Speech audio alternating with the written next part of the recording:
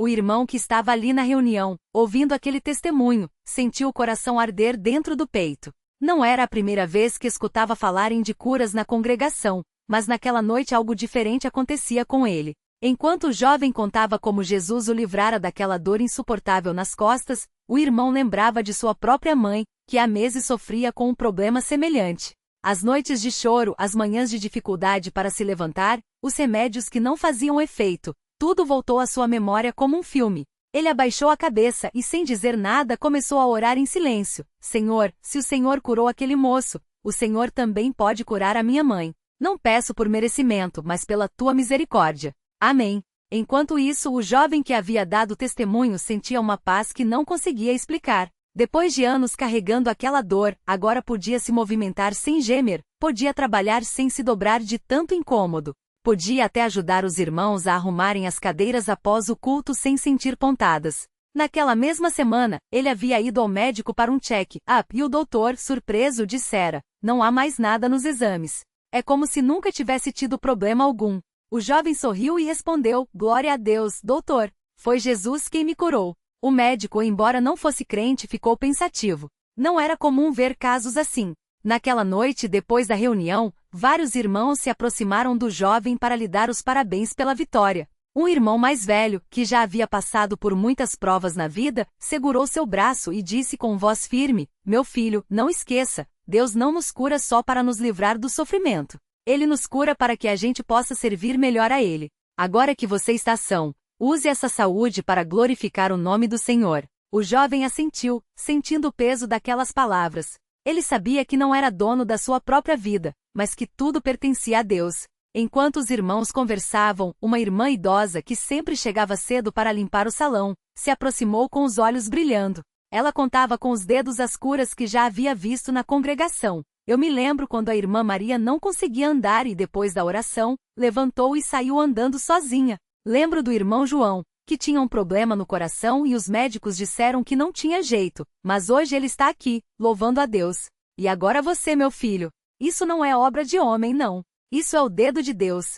O jovem escutava aquilo e sentia a fé crescer ainda mais dentro dele. Mas não era só alegria naquele momento. Do outro lado do salão, uma irmã chorava baixinho. Ela havia perdido o marido há pouco tempo e, embora confiasse em Deus, a saudade doía como uma ferida aberta. Uma irmã mais próxima se aproximou e a abraçou sussurrando: irmã, o Senhor sabe do seu coração. Ele não esquece das nossas lágrimas.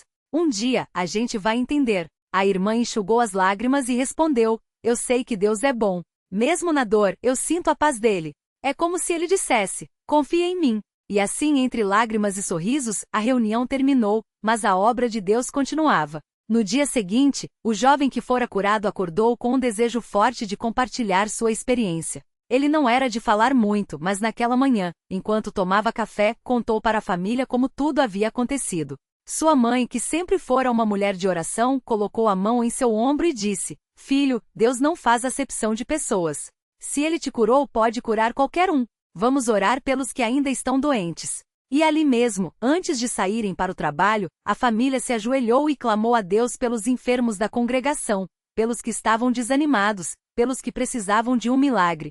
Naquela semana, o jovem recebeu um convite para visitar um irmão que estava acamado há meses. Era um homem de meia idade, que antes era ativo na obra, mas agora mal conseguia se mexer. Quando o jovem entrou no quarto, o irmão doente o reconheceu e sorriu fraco: eu ouvi falar da sua cura. Que bênção, irmão! O jovem se sentou ao lado da cama e contou tudo novamente com detalhes, como se estivesse revivendo aquele momento. Irmão, se Deus fez isso por mim, Ele pode fazer por você também.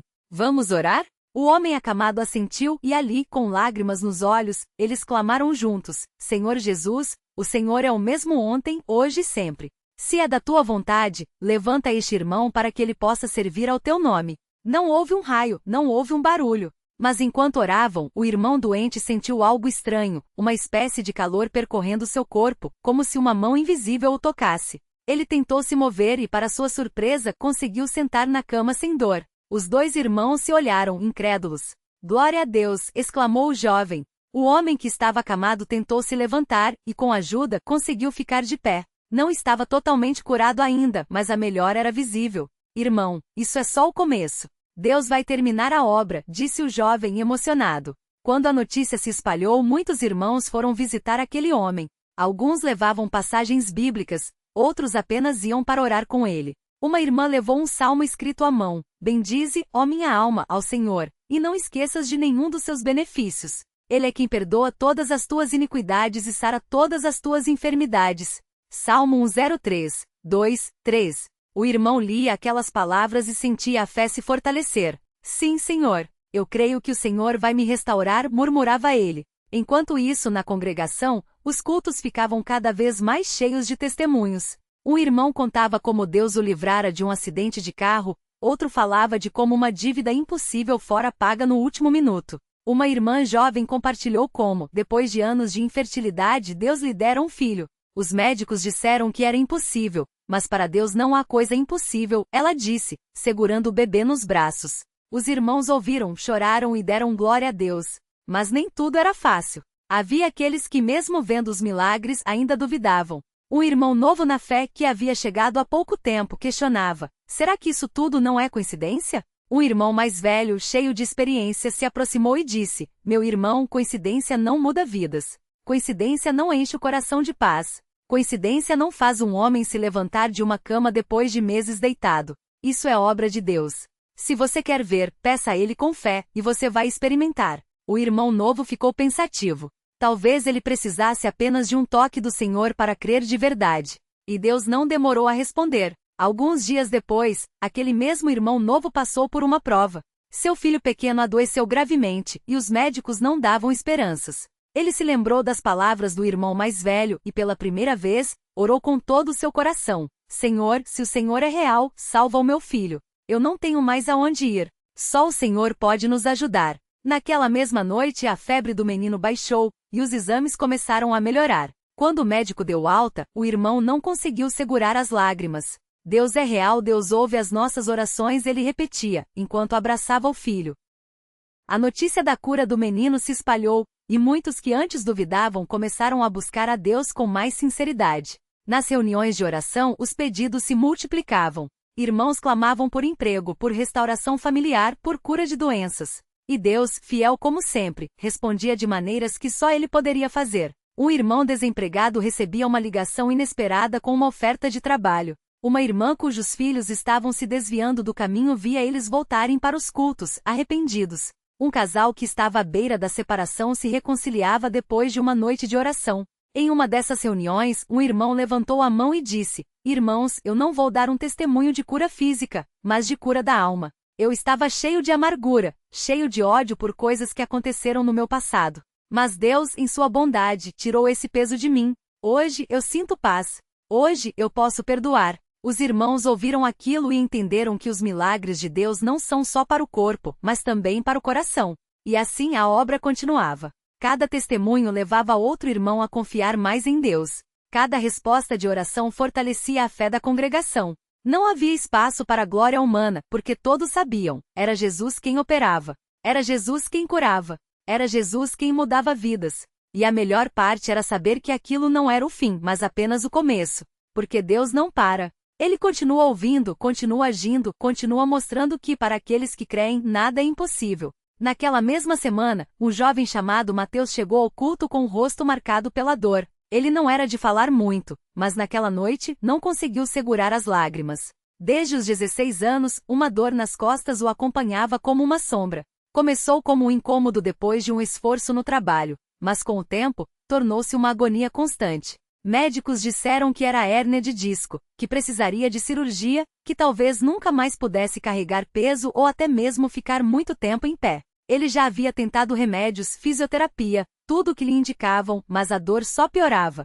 Até que certo dia, uma irmã da congregação o convidou para vir ao culto. "Deus pode te curar, irmão", ela disse com uma certeza que ele não entendia. Mateus veio mais por respeito do que por fé, mas naquela noite, algo mudou. O culto estava cheio, o coro cantava com unção, e a palavra pregada falava justamente sobre a fé que move montanhas. Quando o irmão que presidia pediu para que aqueles que precisavam de cura se levantassem, Mateus hesitou. Mas uma mão amiga o tocou no ombro. "Vem, irmão. Deus está aqui." Ele se levantou, trêmulo, e enquanto os irmãos oravam por ele, sentiu como se uma corrente elétrica percorresse seu corpo. Não foi um alívio instantâneo, mas uma certeza profunda de que algo estava acontecendo. Quando abriu os olhos, as lágrimas ainda escorriam, mas havia uma paz que ele não sentia há anos. Nos dias seguintes, Mateus continuou sentindo a dor, mas agora com uma diferença: ele orava. Todas as manhãs, antes de sair para o trabalho, ajoelhava-se e pedia: Senhor, eu creio que o Senhor me curou. Ajuda a minha incredulidade.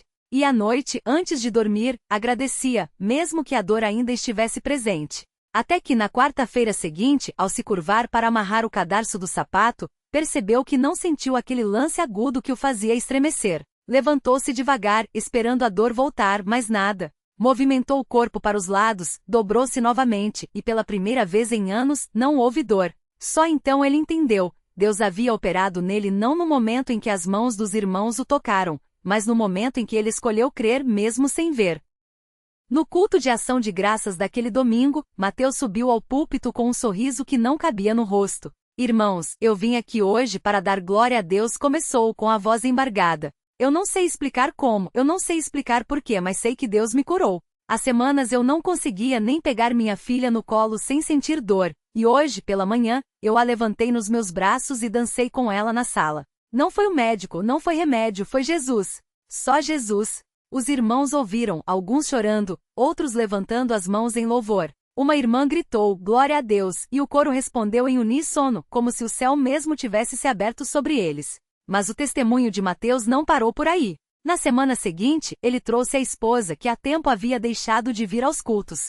Ela viu a mudança em mim, contou depois a um irmão. Não foi só a cura das costas, foi tudo. Eu estava amargurado, irritado, vivia reclamando da vida. Mas depois que Deus me tocou, algo mudou por dentro. Minha esposa falou: Quem é esse homem? E eu disse: É Jesus, é ele quem mudou meu coração. E assim mais uma família foi restaurada, não por palavras, mas pelo poder de Deus que se manifestou de forma tão real que ninguém poderia negar. Enquanto isso, do outro lado da cidade, uma irmã chamada Ana enfrentava uma batalha silenciosa. Seu marido, um homem de bem, havia perdido o emprego havia 6 meses. As economias estavam acabando, as contas se acumulando, e o desânimo começava a tomar conta do lar. Ana orava todas as noites, mas as respostas pareciam demorar. Até que em uma reunião de oração, uma irmã mais velha se aproximou dela e disse: Minha filha, Deus não esqueceu de vocês. Ele está preparando algo que vocês nem imaginam.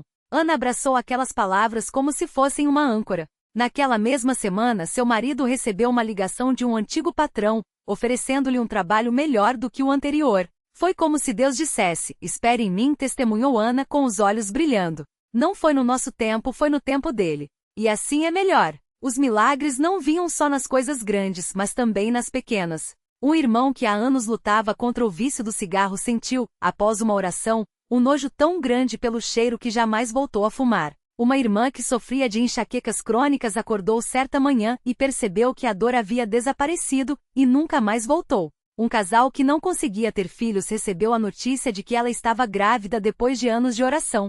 Cada um desses testemunhos era como uma pedra lançada em um lago, criando ondas que alcançavam outros corações. Quem ouvia se animava a buscar mais a Deus. Quem via se enchia de fé. E assim a congregação crescia não em número, mas em unção. Não havia espaço para vaidade, porque todos sabiam que não eram eles quem operavam aquelas maravilhas. Era o Espírito Santo, movendo-se entre eles, respondendo às orações, curando, libertando, restaurando. Em cada culto, em cada reunião de oração, em cada visita às casas dos irmãos, a presença de Deus era tão real que muitos diziam: aqui o céu toca a terra. Certa noite, depois de um culto de muita unção, o irmão mais novo perguntou a um ancião: Como podemos ter tanta certeza de que Deus ouve nossas orações?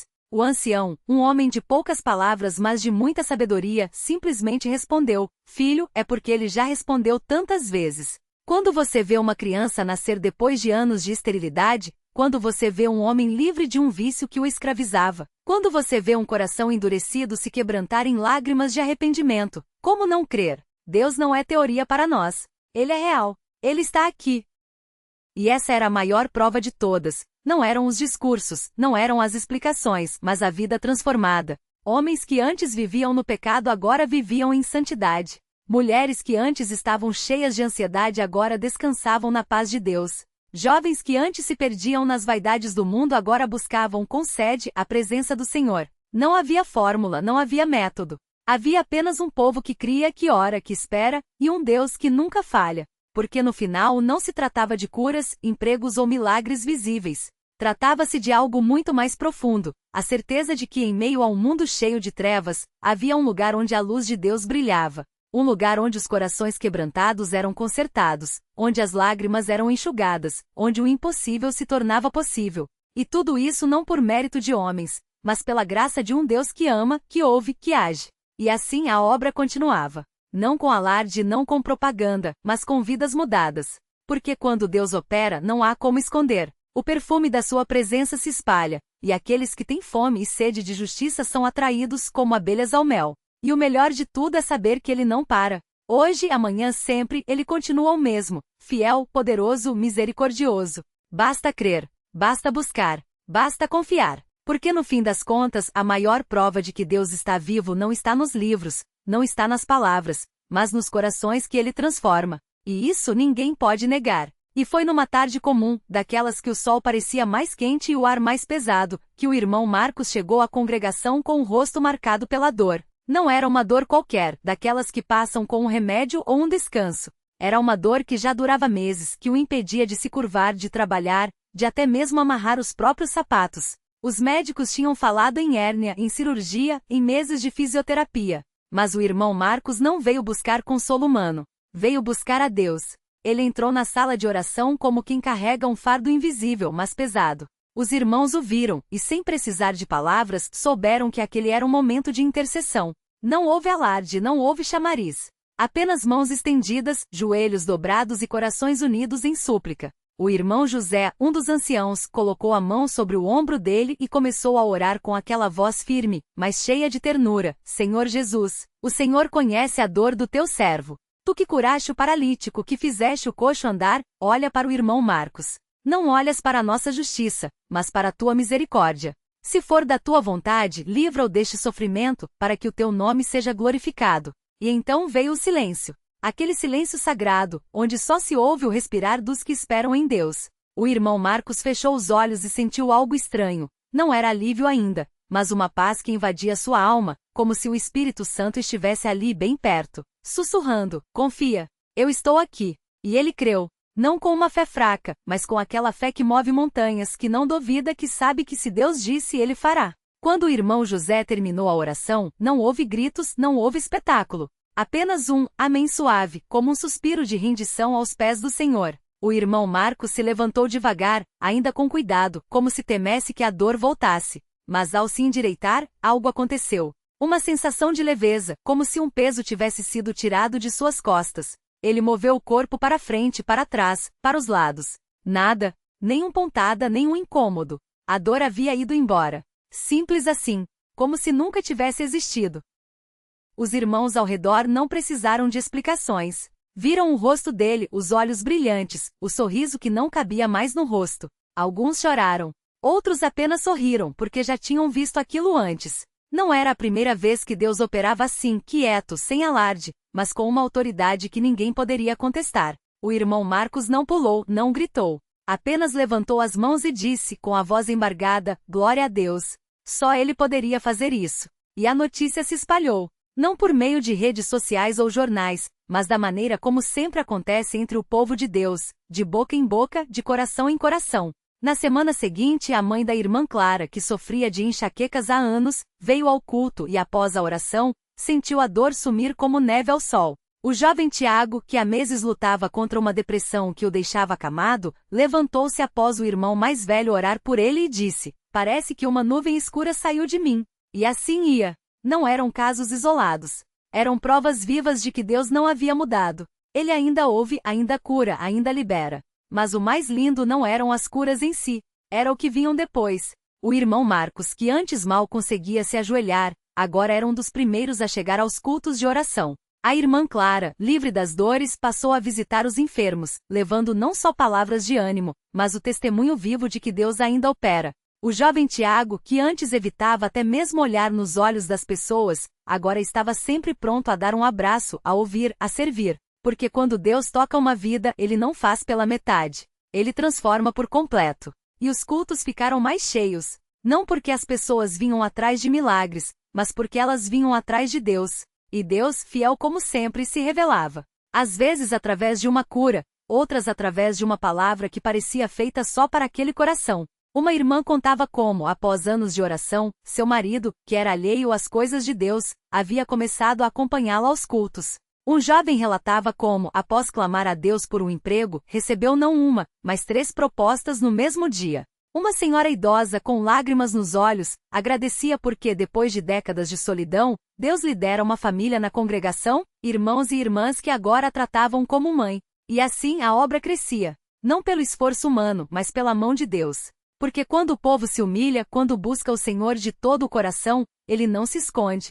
Ele se revela. E não há força no inferno que possa deter um Deus que resolve agir. Uma noite, durante um culto de doutrina, o irmão Paulo, que liderava a reunião, parou no meio da explicação e disse: Irmãos, às vezes a gente fica pensando em como Deus vai fazer, mas Deus não precisa da nossa lógica. Ele só precisa da nossa fé. E então contou a história de um casal que, após anos de casamento sem filhos, havia recebido a promessa de Deus em oração. Os médicos diziam que era impossível. Os exames confirmavam. Mas eles creram. E 9 meses depois, estavam com um bebê nos braços, chorando não de tristeza, mas de gratidão. Deus não precisa de condições favoráveis, continuou o irmão Paulo. Ele só precisa de um coração que diga: Eu creio, Senhor. Ajuda a minha incredulidade.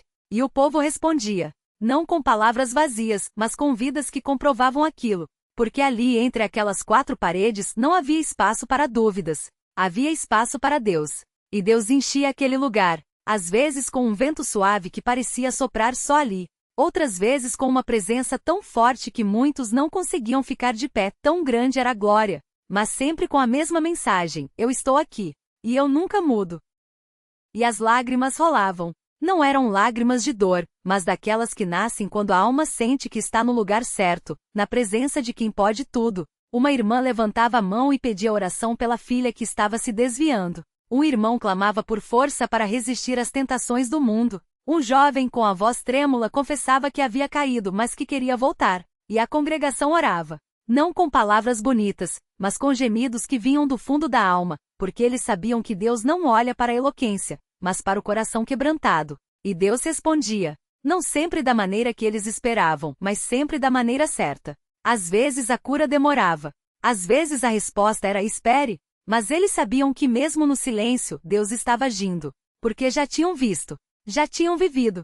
Já tinham provado que quando Deus cala não é porque não ouve. É porque Ele está preparando algo maior. E assim a fé deles crescia. Não uma fé baseada em emoções, mas uma fé forjada no altar da oração, temperada pelas provações, confirmada pelos milagres. Eles não precisavam de sinais no céu. Bastava olharem ao redor e verem as vidas transformadas. O irmão que antes era escravo do álcool, agora livre. A irmã que antes vivia amargurada, agora cheia de paz. O jovem que antes só pensava em si, agora servindo aos outros com alegria. Essas eram as provas. Esses eram os sinais.